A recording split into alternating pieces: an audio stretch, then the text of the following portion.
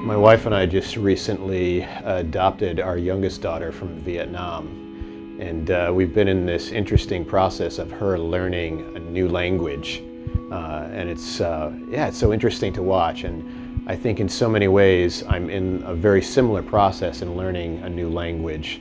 Love 146 is a human rights agency working to end child sex slavery and exploitation. And I think in the world of human rights agencies and organizations, we have at times our own terminology or verbiage or language, semantics, whatever you want to call it. And we have our conferences, our conventions, we write books, we develop programs. And I think oftentimes we forget to actually consult or talk with children and find out, what do you think? What do you actually need?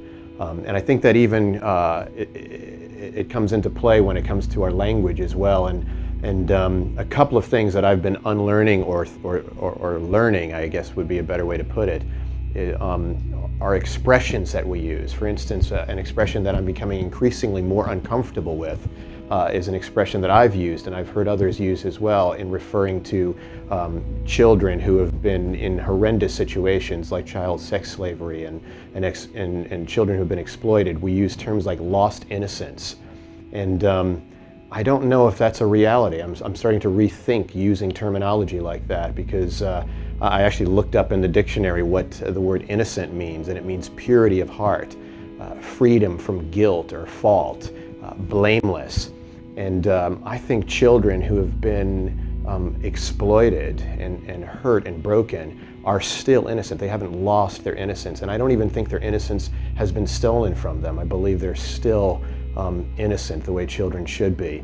And another term that I've often used myself and I've heard others use is the term voiceless, being a voice for the voiceless, and or talking about children being silent. And I've realized something, and the more time I've spent with these children that are in the process of being restored, children who are still in horrendous situations are actually anything but silent or voiceless. It's interesting, back in 2002, the UN had their General Assembly, and it was a special session on children. And they gave children the chance to actually speak for themselves. And in an address, one of the things the children said was that we are children whose voices are not being heard, and it's time that we're taken into account. So these children are not saying that we don't have a voice, they're just saying we're not being heard.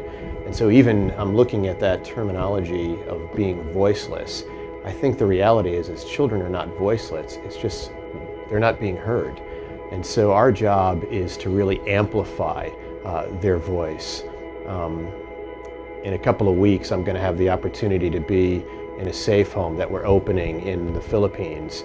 And I'm going to hear the voices of children, and they're going to be singing, and it's going to be an absolutely amazing time. And so I guess I'm in this process of learning a new language, a language of hope.